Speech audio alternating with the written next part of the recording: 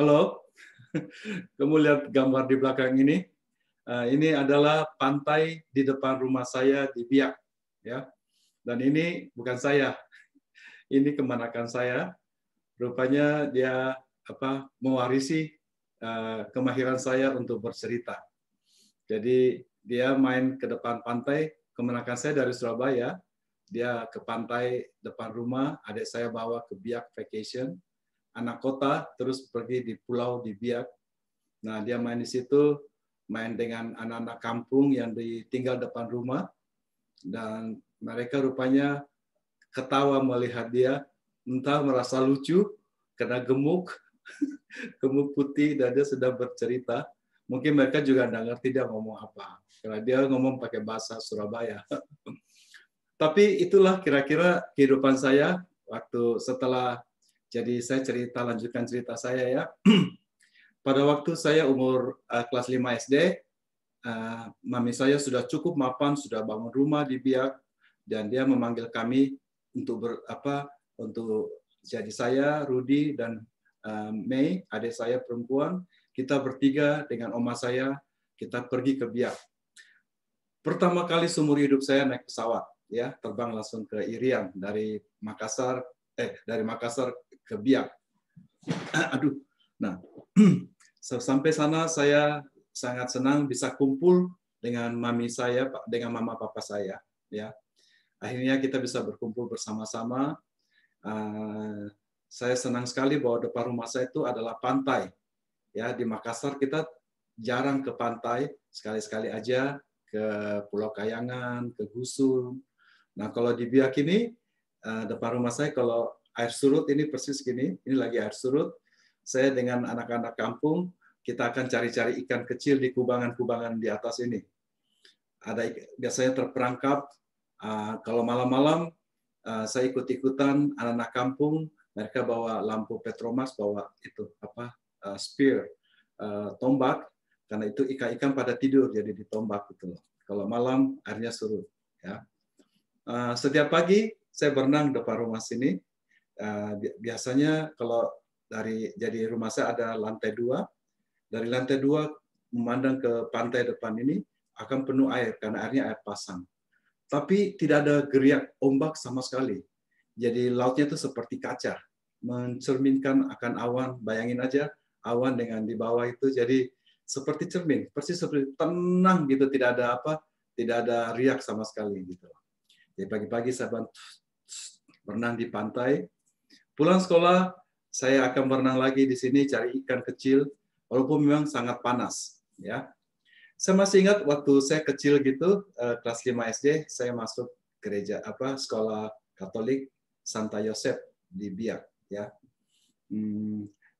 Saya punya teman-teman banyak anak-anak kampung seperti ini, karena saya merasa bahwa kulit saya terlalu putih kayak kemenakan saya ini. Jadi saya jemur matahari supaya menghintangkan badan, supaya tidak terlalu aneh gitu loh.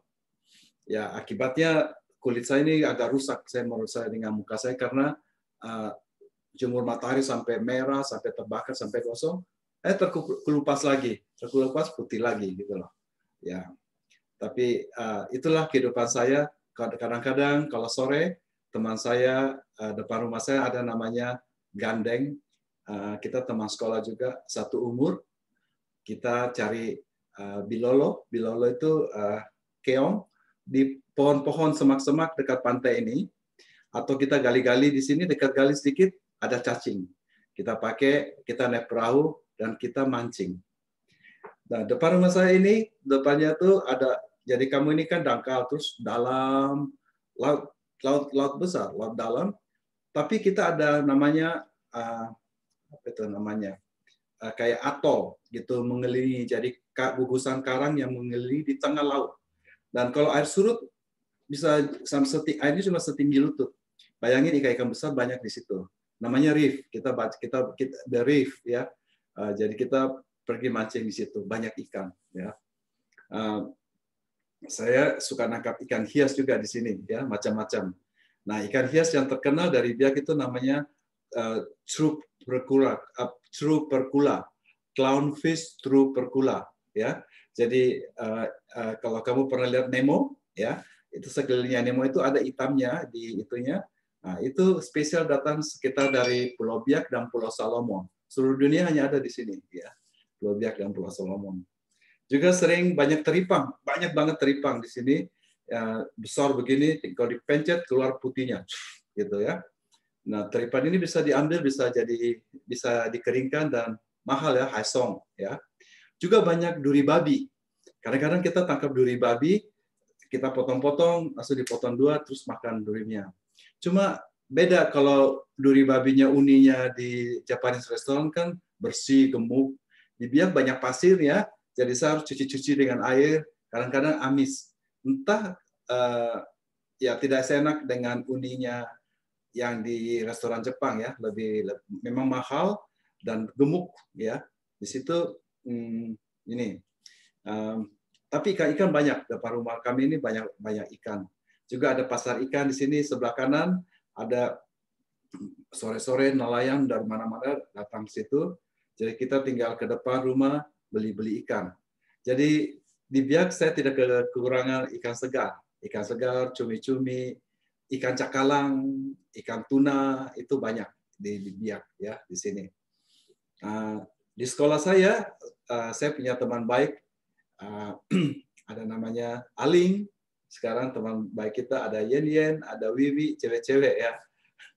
Oh banyak, saya punya teman-teman, ada Bandang, ada siapa, ada Koko, Bukari, ya ada Stevie gitu. Sekarang kita udah ya.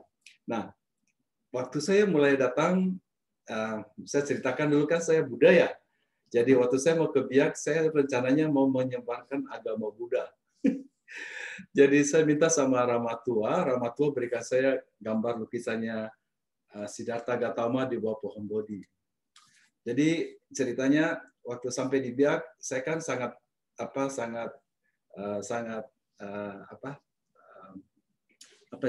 sangat taat untuk itu baca parita gitu loh.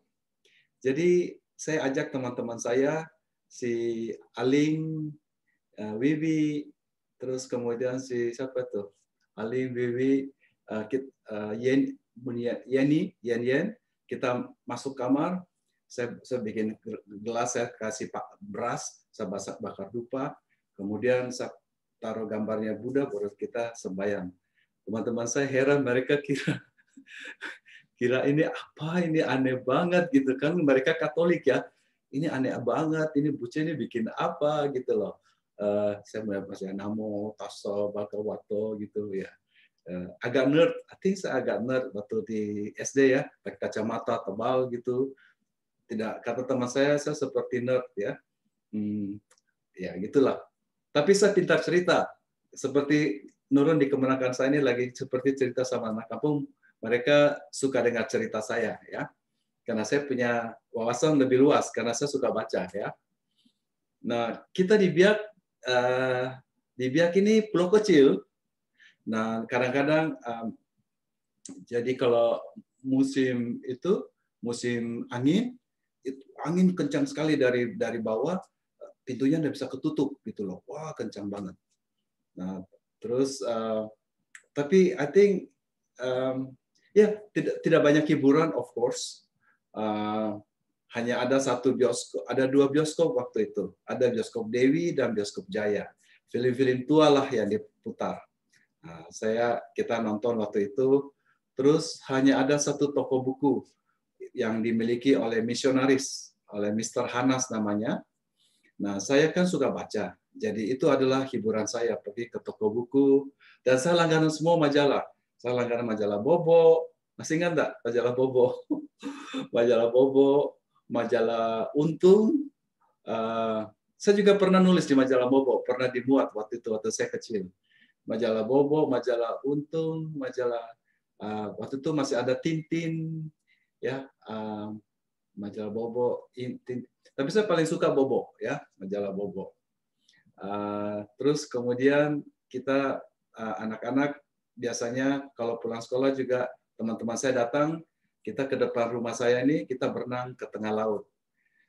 Kadang-kadang saya dengan anak kampung, saya cerita kalau di sekolah saya kita seumur-umur begini, kalau guru kita tidak datang, kita ke belakang sekolah, itu ada laut juga. Kita buka baju, buka celana, kita telanjang berenang di belakang sekolah. Saya kira orang-orang Jakarta tidak akan mengalami hal seperti itu ya. Nah, kita salah satu hiburan kalau ada kapal-kapal dari Taiwan, mereka berlabuh di luar di tengah laut. Jadi kita berenang dari sini nih berenang ke sana pakai ban. Kita naik ke kapal itu, nanti kita dikasihkan orange orang-orang Taiwan ya. Jadi baunya tuh khas banget gitu. Saya masih ingat prestius karena di Biak tidak ada orange California orange ya yang manis. Susah sangkis ya, itu susah, tidak ada. Jadi sangat prestius kita dapat kayak itu. Apel juga ada prestius sekali. Kentang mahal ya. Yang murah tentu adalah ubi jalar, ubi kayu banyak gitulah ya. Singkong banyak. Tapi hal-hal seperti itu tuh tidak ada di Biak ya. Terus kemudian karena saya suka baca, jadi saya beli banyak buku-buku terjemahan dari bahasa Inggris. Salah satu yang saya beli itu adalah Kisah Petualangan Anak Muda, namanya Daniel Orlis. Saya kira itu terjemahan. Sekarang kayaknya tidak ada lagi. Tapi ceritanya Daniel Orlis ini orang Kristen gitu loh. Ini pertama kali saya kontak dengan orang dengan berbau Kristen tuh dari situ. Walaupun papa saya gereja Kingmi, gereja GKI, mama saya wihara gitu ya. Jadi waktu itu belum ada wihara di Biak, belum ada. Jadi saya mulai di situ saya banyak baca dari Daniel Orlis. Terus jadi di situ diceritakan Daniel Orlis ini menerima Yesus sebagai juru selamatnya, ya. Jadi saya mau seperti Daniel Orlis. Jadi saya masuk ke kamar saya sendiri, saya bilang, Tuhan, saya buka hati saya mengundang Tuhan Yesus masuk ke dalam hati saya, menjadi juru selamat saya. Terus saya bilang ini, teng, Tuhan Yesus sudah masuk dalam hati saya. Saya tutup pintunya supaya tidak keluar. Terus, amin, gitulah. Jadi saya menjadi Kristen sendirian dari buku cerita, gara-gara baca buku itu. Dan waktu saya berdiri, somehow, saya umur begini nih, somehow saya punya sudut pandang seperti orang mata kabur terus pakai kacamata, jadi tiba-tiba jadi terang gitu loh. Rumput-rumput lebih hijau, semuanya sama, tapi saya punya sudut pandang berbeda. Saya melihat rumput-rumput lebih hijau, bunga-bunga lebih ini, dan somehow saya mempunyai wisdom gitu loh. Seperti ada sesuatu yang terbuka, mata saya seperti pakai kacamata itu. Terang, jadi terang gitu loh. Ya sejak itu saya belum ada Alkitab karena saya tidak ada idea ini apa gitu loh. Kebetulan pembantu saya itu pincang, namanya Susana Soso gitu Pak. Dia bilang, Nyong mau ikut saya ke gereja besok hari Minggu. Saya bilang, oh ya boleh, saya mau ikut. Ya, akhirnya hari Minggu pertama kali saya ke gereja GPDI di Biak. Ya, gereja GPDI di Biak saya umur kelas 5 SD. Nah saya waktu itu ketemu ada namanya Lukas Tondok. Orangnya tuh ramah banget. Dia bilang, halo Buce, apa kabar? Kamu ini datang ya, kamu ini. Oh, saya senang sekali sama Om Lukas ini. Jadi karena orangnya ramah dan dia perhatikan saya gitu loh. Jadi minggu depan saya mau datang lagi. Saya bukan mau ke gerejanya, tapi saya mau ketemu sama Om Lukas Tondok ya, Om Lukas Tondok ini. Oh, Buce kamu datang, apa kabar gitu. Oh, itu pertama kali perjumpaan saya dengan orang Kristen, yaitu guru sekolah minggu saya Lukas Tondok ya. Sejak itu saya diajak sekolah minggu di Biak ya, di GPDI. Jadi saya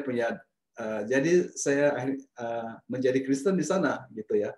Saya terima Yesus sendiri dan kemudian mulai diajak sekolah minggu di sana. Kebetulan dekat di GPDI itu ada sekolah Alkitab GPDI yang dipunyai oleh misionaris dari Amerika, namanya Mr. Hanas. Jadi di situ dia menampung orang-orang Papua dari seluruh Papua. Mereka free, jadi makanannya dikasih free, di sekolah diajar sekolah kitab, terus kemudian disebar ke berbagai penjuru di Papua ya. Jadi saya di GPD ini ceritanya ya. Karena GPD ini adalah golongan Pantekosta yang lumayan keras ya.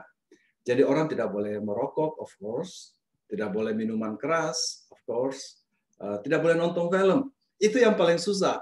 Aduh, saya kan suka nonton film seri, waktu itu ada film seri itu.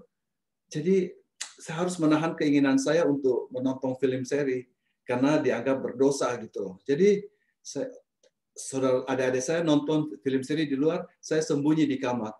Aduh, saya merasa tersiksa banget. Kalau saya jalan lewat bioskop supaya saya tidak terpengaruh, saya tutup mata begini. Jadi ini gambar-gambar bioskop. Sekarang aku nonton bioskop, aku nonton film seri, it's okay. Tapi saya cerita waktu itu ya. Jadi saya cukup ekstrim juga gitu, kecil-kecil ekstrim juga gitu loh. Ini akhirnya saya mulai lebih mengenal Tuhan ya. Jadi setiap pagi saya sembahyang jam 6 sampai jam 6.30 pagi di lantai 2 menghadap lautan ini. Nah, saya selalu bilang, Tuhan, saya pengen sekali keluar negeri nih, saya mau pengen. Karena kita enggak kebayang tinggal di Biak mau keluar negeri kemana gitu, enggak kebayang. Tapi bayangan saya mau ke Yogyakarta atau Jakarta dengan satu tujuan mau pegang kereta api. Karena kereta api itu tidak ada di daerah timur. Saya tidak pernah naik kereta api, jadi saya tahu lagunya naik kereta api, tut tut tut. Saya punya mimpi itu mau naik kereta api, bukan mau ke Amerika. Saya sebenarnya tidak kepikir mau ke Amerika, enggak. Maunya naik kereta api gitu. Jadi karena saya belum pernah naik kereta api. Jadi akhirnya ya setiap hari saya berdoa, saya baca Alkitab. Dan somehow itu ayatnya ngomong ke saya gitu loh. Jadi waktu saya baca itu ada kayak apa ayatnya sambung. Saya buka gini terus saya buka ayat ini bisa sambung ayatnya. Terus ada satu pengertian baru gitu loh. Jadi saya merasa bahwa saya lebih wise, saya lebih bijaksana gitu loh. In the same time saya punya wawasan terbuka gitu. Nah, karena mama saya adalah tokoh masyarakat, ya mereka waktu mulai bangun wihara, ya di atas gunung. Jadi ada biksu-biksu datang, kita undang ke rumah, jadi biksu-biksunya datang, papa saya yang ngantarin, karena papa saya Kristen, gantian ngantarin. Nah, the same time juga papa saya aktif di gereja GKI, beliau juga bangun gereja di gereja Kingmi, ada tanahnya disumbangkan dan dibangun gereja ya. Jadi bagaimana dia cara itu dan kebetulan gerejanya adalah gerejanya orang-orang dari Paniai Nabire. Kita biasa panggil Noge. Ini nih. Egoner kan? Itu kalau dibalik Noger ya, Noge ini Noge gitu loh. Jadi waktu itu orang Noge itu orangnya pendek-pendek tapi badannya sangat kuat ya. Jadi mereka disuruh gali sumur. Nah di Biak itu pulau karang. Jadi kalau kamu setelah mungkin 1 meter ke bawah itu karang semua, karang keras gitu. Jadi harus pakai pik ini dan galinya dalam untuk bisa ada air sumur ya. Jadi gali sumur tuh pakai tenaga orang di Biak gitu loh. Nah ini orang-orang gereja papa saya yang ini dan mereka bayarannya itu untuk bangun gerejanya gitu loh. Saya juga aktif waktu itu pas GPDI juga lagi mau bangun gereja juga. Jadi saya di GPDI, papa saya di Kimi, mama saya di Wihara.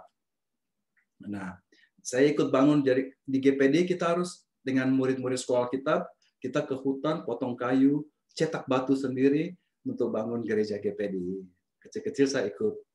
Terus waktu saya mulai kelas 1 SMP, setiap Sabtu, saya masih kecil kayak gini, kelas 1 SMP, setiap Sabtu saya akan ikut pelayanan dengan orang kusta. Jadi kita ke ke rumah sakit umum di Ridge, itu ada khusus orang kusta. Jadi kita kebaktian yang orang-orang kusta setiap hari Sabtu. Jadi saya duduk di antara orang-orang kusta gitu. Dan setiap Kamis saya ikut pelayanan dengan orang-orang di penjara. Jadi ikut ini di penjara. Saya kelas 1 SMP. Saya ikut kebaktian sama mereka. Terus kemudian dan kalau hari saya saya suka main ke sekolah kitabnya, dengerin mereka punya apa ajaran, apa semua begitu. Karena setiap minggu, setiap malam minggu ada namanya cerdas cermat. Ya, hadiah-hadiahnya itu yang dari Amerika kayak seperti terakat-terakat kecil untuk masukin selipin di Alkitab itu. Mrs. Hanas akan berikan pertanyaan-pertanyaan gitu loh. Misalnya apa ceritanya gimana?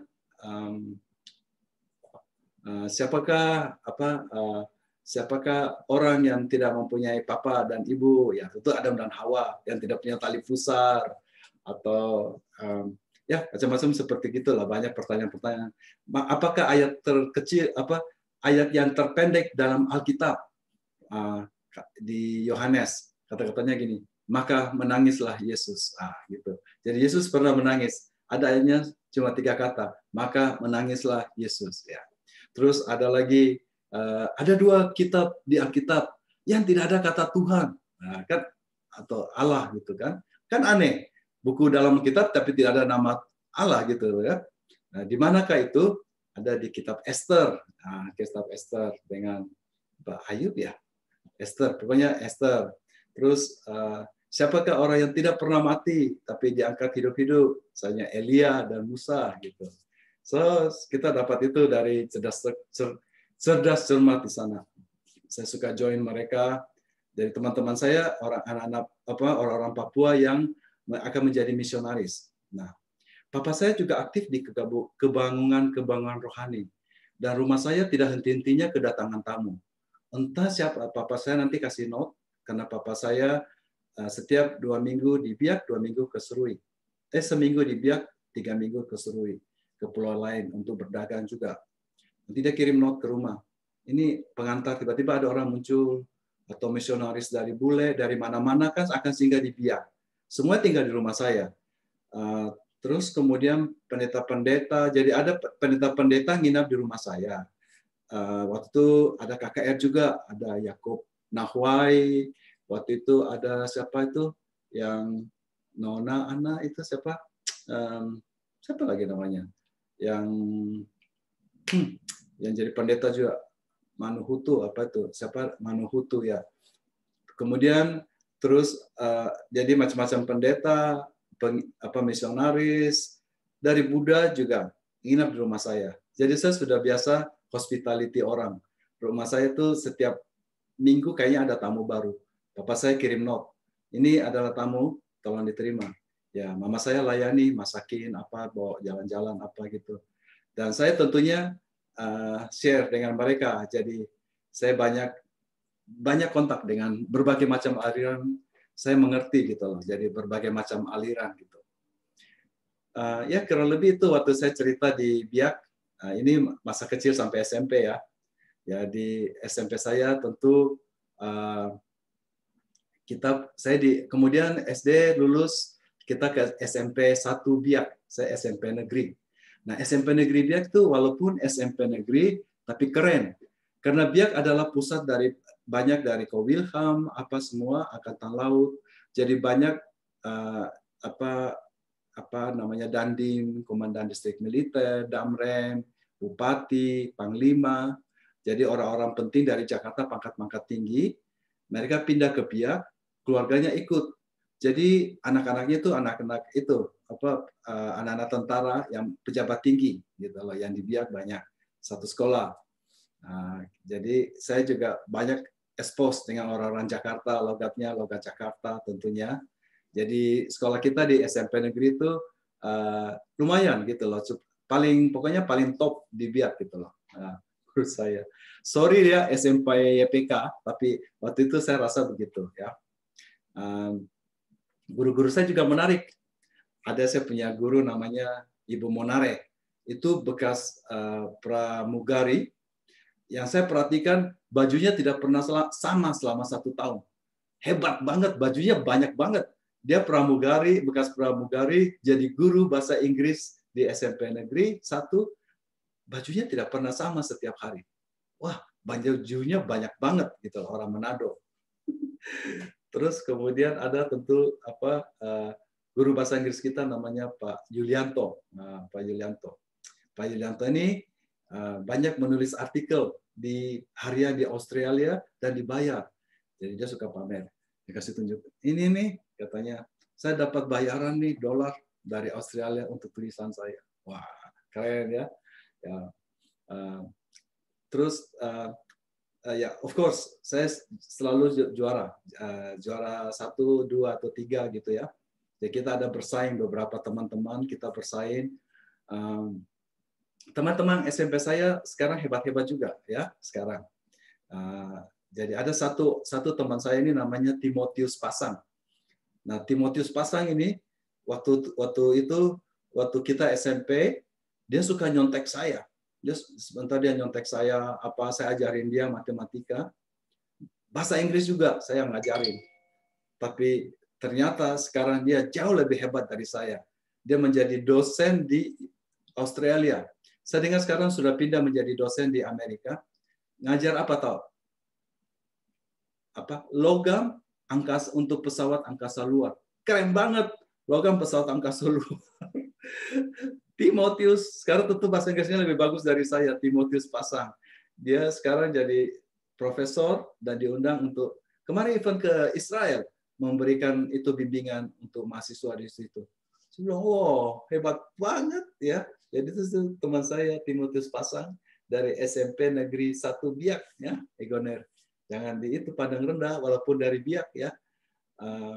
Terus dia punya si Timotius Pasang ini papa mamanya hanya guru kecil kasihan di daerah Biak Barat Biak Timur di Bosnik ya. Rumahnya kecil tapi somehow Timotius Pasang can make it gitu ya. Tentu teman-teman saya yang lain yang pintar-pintar tuh banyak yang jadi dokter. Ada Milka Tiranda jadi dokter sekarang di mana di Wamena kali ya. Terus kemudian ada teman saya Josephine jadi pastor guru bahasa Inggris saya Pak Yulianto. Anak perempuannya namanya Josephine, teman kita. Jadi tiap hari kita kalau pulang sekolah kita berenang ke laut gitu. Termasuk saingan saya untuk juara 1, juara 2, juara 3 tuh. Nah, si Josephine sekarang menjadi dokter di Manhattan di New York. Kemarin tuh di bawahnya dia tuh ada 10 dokter. Keren banget. Manhattan itu daerah elitnya New York, kayak kita Beverly Hills di LA gitu loh. Dan dia bangun praktek situ dan di bawahnya 10 dokter. Keren ya? Dari Biak, SMP 1 Biak ya. Ada juga teman saya jadi pilot dari Korea, Air. Ya, macam-macam teman-teman kita. Beberapa yang jadi dokter of course, ada yang jadi jaksa agung di Makassar. Majid ya, namanya Majid, orang dari Makassar ya, Ansar Majid ya. Banyak lagi yang punya prestasi bagus dari SMP 1 Biak ini ya. Kemudian apa saya mau cerita? Jadi di Biak ini kegiatannya apa gitu loh.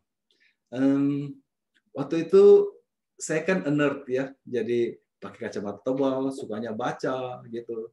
Saya tidak terlalu bisa olahraga gitu. Kalau main basket kan kena kacamata kan jadi hancur kacamatanya kan. Jadi saya tidak begitu olahraga. Tapi saya baca buku banyak, juara begitulah. Ya, mungkin saya tidak terlalu populer lah gitu loh. Ya, tapi anyway, jadi waktu di Biak itu apa itu yang saya ingat? Gimana kita dapat daging ya? Jadi di Biak, of course ikan laut tidak berkekurangan, berlimpah-limpah dan murah dan manis ya. Oke, of course ya. Tapi yang susah Susah kalau ayam potong. Ayam potong biasanya udah frozen, kita beli ayam potong 1 ekor. Kalau daging babi biasanya orang-orang sebelum potong mereka ke rumah-rumah. Bapak mau berapa kilo? Oh, kita bilang, oh saya order 10, saya order 5. Mama saya biasa order 10 kilo misalnya. Jadi nanti pada waktu itu mereka potong, mereka bawa ke rumah 10 kilo. Jadi kita harus pre-order sebelumnya gitu. Daging-daging di situ ya. Nah, kemudian apa lagi? Saya masih ingat ada kisah sedih ya. Saya masih mempunyai punya waktu itu teman saya. Waktu itu ini kisah cukup sedih bagi saya ya. Waktu itu ada teman saya dari jadi waktu itu ada satu keluarga baru pindah dari Tembagapura. Teman saya namanya Kristeni, papanya orang Batak, mamanya orang Ambon. Rupanya orang tuanya mau mengurus perceraian di Biak. Ya, mereka bertiga, Kristeni, ada adiknya Adele, dengan siapa gitu loh. Karena campuran Batak Ambon, jadi mereka cukup good looking gitu ya. Nah, teman saya Kristen ini lumayan nakal karena itu lagi mau cerai gitu. Sedih banget. Mereka tidak ada tempat, jadi mereka dikasihkan tempat ruangan di gedung negeri pengadilan negeri di Biak, tidak jauh dari rumah saya. Ya tentu dengan hanya satu ruangan gitu, tentu susah bagi mereka untuk masak-masak atau apa ya.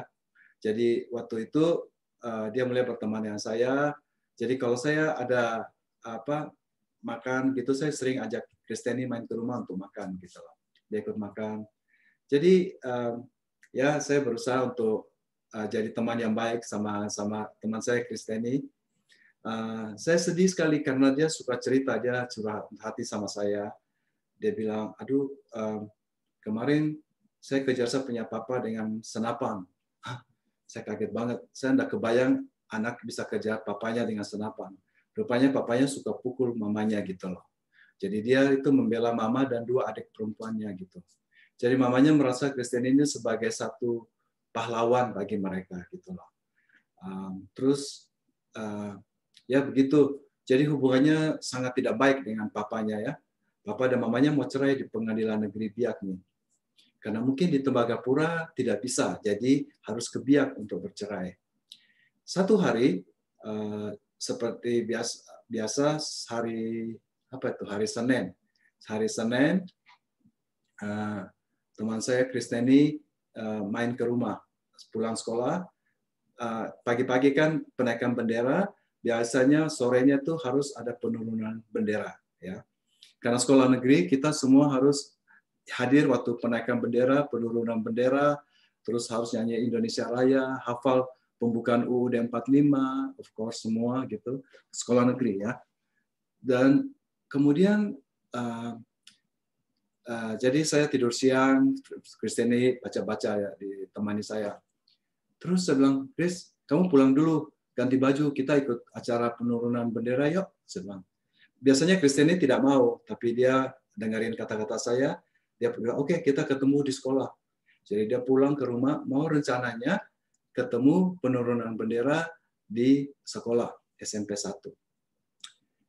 Saya bangun, saya ini siap-siap mau pergi ke sekolah, saya dapat berita kalau Kristeni ditabrak dan dia meninggal dunia. Aduh, saya kaget banget. Saya kaget banget karena itu adalah teman baik saya. Jadi saya tidak jadi ke sekolah, saya langsung pergi melayat ke tempatnya dia. Dan sure enough, mamanya ada di situ. Mamanya, jadi saya bilang, mereka mayatnya ada di mana? Oh, ada di ini rumah sakit ya. Rumah sakit. Saya tidak tahu, saya ikut bantu nyuci mandikan jenazahnya atau enggak. Tapi saya ingat waktu saya pergi ke rumah di situ, dia sudah ada dalam mamanya berdiri duduk di pojok di kakinya. Mamanya tidak menangis, mamanya Kristeni, dia bilang begini, Kristeni, bangkit, kamu tidak mati, bangkit. Jadi saya mengerti itu adalah kata-kata iman kita dalam orang Kristen. Mungkin dipercaya bahwa dia akan bisa bangkit dari kematian gitu ya, seperti Lazarus. Jadi mamanya itu tidak nangis, dia berdiri begitu sepanjang itu dia kata-katanya gitu. Mamanya ada punya kakak, kakaknya tuh kakak perempuan, tapi dia sangat tomboy gitu loh. Temannya di situ, oh ini. Tiba-tiba papanya Kristeni muncul. Kakaknya mamanya ambil gunting, kejar mau ditusuk dengan gunting. Wah, saya kaget gitu loh melihat seperti gitu ya. Jadi waktu itu juga beredar rumor bahwa papanya Kristeni yang menyuruh mobil untuk nabrak anaknya. Gitu. Wah, saya kaget banget karena hal seperti itu tidak kebayang terjadi oleh saya gitu loh. Ya sudah, akhirnya saya dengar mayatnya, jenazahnya dibawa ke Jakarta. Jenazahnya dibawa ke Jakarta dan adik-adiknya, jadi saya merasa mamanya ini, saya kasihan karena saya merasa mamanya itu terganggu jiwanya gitu ya. Karena dia itu adalah anak yang kesayangannya gitu, pengharapannya gitu. Mereka terbang, jadi dikuburkan di Jakarta gitu. 3 bulan kemudian saya kaget, Buce, kamu dapat postcard dari Jakarta, dari Adele, adiknya Kristeni. Oh gitu, jadi saya buka, ada postcard dari Adele. Kata-katanya begini, Kak Buce yang baik, puji Tuhan, seperti yang kita percaya bahwa Kristeni tidak pernah mati, Kristeni hidup. Saya kaget banget, Kristeni hidup. Kita tidak percaya bahwa Kristeni mati, jadi sebulan setelah dikuburkan, kita pergi ke kuburannya dan digali kuburannya, dan petinya dibuka. Dan Kak Buce, dia hidup, dia tersenyum. Saya kaget banget gitu loh. Saya bulu kuduk saya merinding, saya pikir, adanya juga nulis kayak gini. Jadi Kristeni katanya tidak, dia tersenyum di peti, waktu dibuka petinya masih hidup katanya, tersenyum. Cuma jasid, saya tidak ada kelanjutannya. Saya penasaran apa benar hidup atau bagaimana gitu loh. Gimana orang dalam peti mati selama sebulan bisa hidup gitu loh. So itu yang saya dapat. Kira-kira setahun kemudian, satu hari saya pulang dari kebaktian, depan rumah saya ada tante mamanya Kristeni, ya. Jadi mamanya Kristeni ini dulu di Tembagapura jabatannya cukup tinggi di Tembagapura ya. Tapi beliau di situ depan rumah saya tidak pakai sendal, sepatunya dijanjian di tangan. Dia bilang, Buce. Terus karena dia tahu saya adalah teman banyak Kristeni, dia pegangin dari kepala sampai kaki. Oh ini Kristeni kayak seperti begini gitu loh. Aduh, saya bilang, oh tante masuk gitu loh.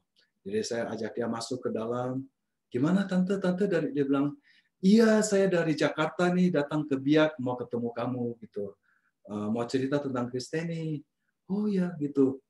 Ya saya tidak berani tanya apakah kuburannya digali atau apa gitu, saya tidak. Terus mamanya bilang gini, Buce, kamu enggak boleh pakai yang roseten, enggak boleh pakai logam. Saya bilang, hah? Kenapa tante?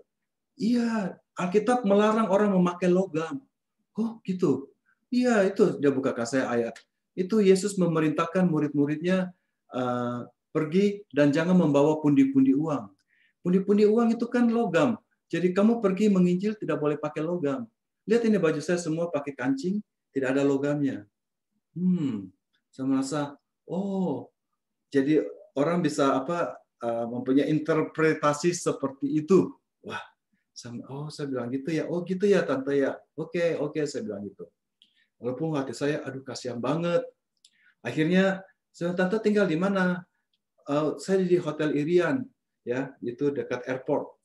Nah melalui Hotel Irian, kalau malam itu melalui pohon-pohon, itu jauh gitu. Jadi, oke tante saya antar pulang ya dengan sepeda motor. Ya, saya bonceng dengan sepeda motor. Pas waktu kita melewatin di jalan, pas depan tempatnya waktu Kristeni meninggal, mamanya tiba-tiba teriak, Buce, itu Kristeni ada di atas gedung. Dia lagi melambai-lambai tangan ke saya. Wah, saya kaget banget gitu. Saya ngeri banget. Tambah melaju motor saya. Saya antar sampai pulau. Saya merasa takut, juga merasa sedih, juga merasa kasihan gitu loh. Aduh, kasihan banget gitu loh. Sejak itu saya tidak pernah dengar lagi kabar beliau. Saya berharap beliau oke gitu sampai saat ini, keep moving on gitu ya. Saya juga masih ingat jadi malam setelah Kristeni meninggal, saya mimpi. Saya mimpi didatangi Kristeni. Jadi settingannya saya seperti di dapur saya, sangat terang, lagi makan malam. Terus saya lihat, loh, di pintu luar ada Kristeni, di luar kan gelap. Dia ngintip-ngintip sambil ambil tangan. Dia ngintip-ngintip di luar. Tapi dia enggak masuk, hanya di luar. Sebelum Kristeni, masuk. Kristeni, masuk. Kita makan, masuk. Jangan di tempat gelap, masuk di tempat terang. Saya bilang gitu. Saya pikir gitu. Setelah itu saya terbangun.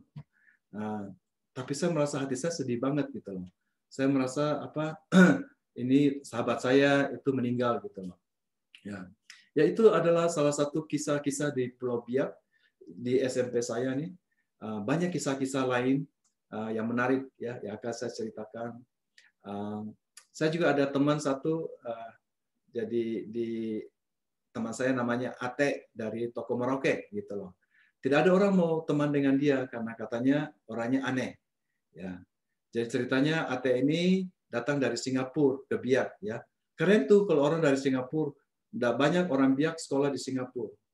Nah si Ate cerita, jadi karena tidak ada yang temani, saya yang temani dia. Saya pergi temani dia, saya jemput. Jadi dia cerita, Buce, saya satu hari saya gonceng dia dengan sepeda motor.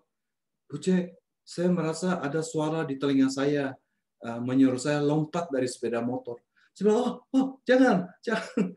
Bilang, saya punya telinga suka berdering gitu, dan ada suara-suara suruh saya loncat dari sepeda motor. Saya kalau sekarang kita ngerti itu adalah skizofrenia, ya skizofrenia. Jadi kadang-kadang ya dia mempunyai sikap yang aneh-aneh gitu loh. Ya, saya berharap teman saya sekarang baik-baik ya sekarang ya. Ya begitulah sedikit-sedikit cerita saya waktu saya SMP di Biak, termasuk teman saya Kristeni. Terus di sekolah SMP saya itu ada grup elit, grup Bronco. Jadi anak-anak pejabat itu, anak-anak panglima, termasuk bupati, ada Hanung, ada Sato. Mereka buka baju, terus tangannya digulung, terus duduk di pojok-pojok duduknya sepeda motor Yamaha itu, gitu. Itu kelompoknya mereka. Jadi di Biak juga ada geng-geng gitu ya, geng-geng. Tapi tidak separah di Jakarta kali ya. Saya enggak pernah dengar tentang narkotik sih di teman-teman saya gitu, enggak. Tapi ya kayak gitu, geng-geng gitu ada gitu. Apalagi? Ya itulah sedikit kisah-kisah yang saya ingat, yang saya bisa ceritakan dari Biak ini. Kemarin kita reuni, ini kita ada bikin kaos namanya Egoner Biak. Sampai sekarang SMA 1 kita ada namanya grup Egoner gitu ya. Oke, lain kali saya sambung lagi ya cerita-cerita saya waktu saya di Biak ya. Oh, by the way, saya ingat lagi. Pas waktu di Biak ini satu hari saya ada teman anak Papua, teman sekolah saya namanya Salmon Weyai. Satu hari saya lihat perhatian kok Salmon tidak muncul di sekolah. Satu hari, 2 hari, 3 hari, saya cari ke rumahnya itu di pinggir pantai. Ya tidak jauh dari rumah saya. Rupanya dia tuh tinggal di satu gubuk-gubuk tua. Tidak ada apa-apa dalam gubuk itu, hanya ada tungku, mungkin ada dipan untuk dia tidur di situ. Dan neneknya. Ya saya cari, saya bilang, Mama ada lihat Salmon kah? Kenapa Salmon ada di mana? Terus neneknya bilang, oh Salmon mau pulang ke itu, mau pulang tidak mau sekolah. Sebenarnya Salmon tidak sekolah loh. Dia bilang, oh Nyong, Salmon sudah mau pulang kampung, tidak mau sekolah. Saya bilang, oh jangan. Jadi saya cari, saya punya teman Salmon. Saya bilang, Salmon, kamu tinggal di rumah aja. Kamu tinggal di rumah sama-sama kita, nggak usah ini supaya kau bisa sekolah. Jadi saya ajak Salmon pulang ke rumah saya, dan sejak itu tinggal di rumah kita selama 6 tahun. Jadi anak angkatnya mama saya gitu, tinggal di rumah saya, dan dia sekolah. Terus kemudian hilang hubungan. 6 tahun kelas lulus SMA, tiba-tiba dia hilang, nggak tahu kemana. Dan 15 tahun yang lalu saya ketemu dia, dan dia ternyata sekarang jadi kepala konservasi koral di Raja Ampat. Jadi waktu saya pulang ke Biak, pulang ke Papua, saya sempat ke Raja Ampat dan saya dijemput Salmon dan tinggal sama Salmon. Lain kali saya cerita ya. dengan saya punya saudara angkat orang Papua, si Salmon Weyai namanya. Ya, oke, itu aja yang saya mau cerita mengenai masa kecil SMP saya di Biak.